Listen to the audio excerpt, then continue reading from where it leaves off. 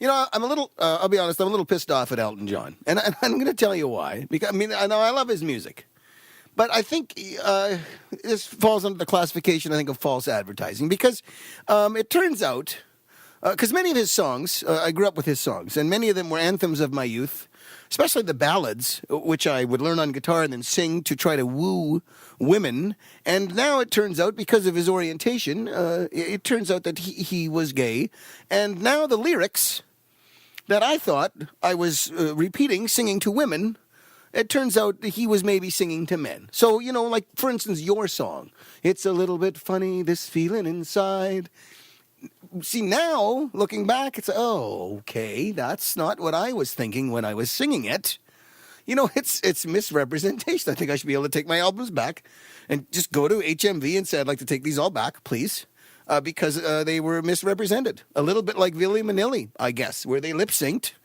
Because you look at his... And I will say this, too. Not sexual orientation-wise. Artistically, his music, much better when he was straight. I mean, just look at the lyrics, from Goodbye Yellow Brick Road. A couple of the sounds that I really like are the sounds of a switchblade on a motorbike. I'm a juvenile product of the working class whose best friend floats in the bottom of a glass. Are you kidding me?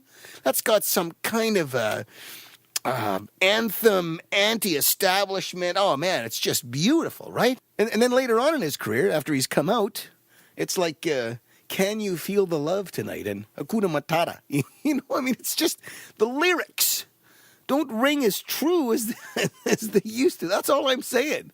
And you know that Elton used to be married. In the 70s, he was married to a woman who was about 5'2". I don't know her name. Let's call her Betty.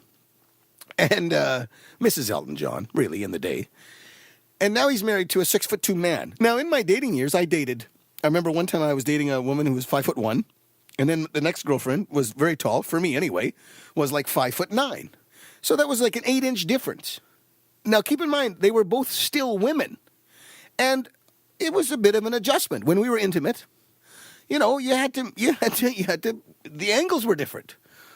When you go from a short woman to a tall woman, all the good parts are just a little farther apart. That's really the only adjustment. It's like when an NHL goalie plays in Europe, the World Championship. They have the wider ice surface, and they have to learn how to play the angles. They don't mind trying, and they get the hang of it, but you got to learn the angles. That's the same. That's the same when you go from a shorter woman to a taller woman. Now, Elton John went from a short woman to a tall man.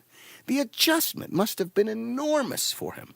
If there was some kind of, sexual on-star, I think would be perfect for a situation like that. Never mind all of us in our teenage years. We would love that, having a sexual on-star would have been great. But I think Elton John, he presses the button and they go, "Yes, Mr. John. Yes, it's Elton John. Yes, we know who it is. It's OnStar." Right.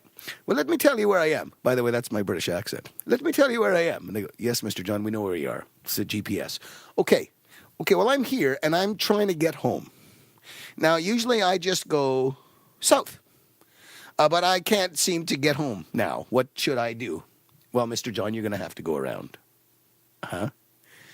You're going to have to go around. If you want to get home, you're going to have to go around." "But I don't want to go around." "Well, you're going to have to go around, Mr. John.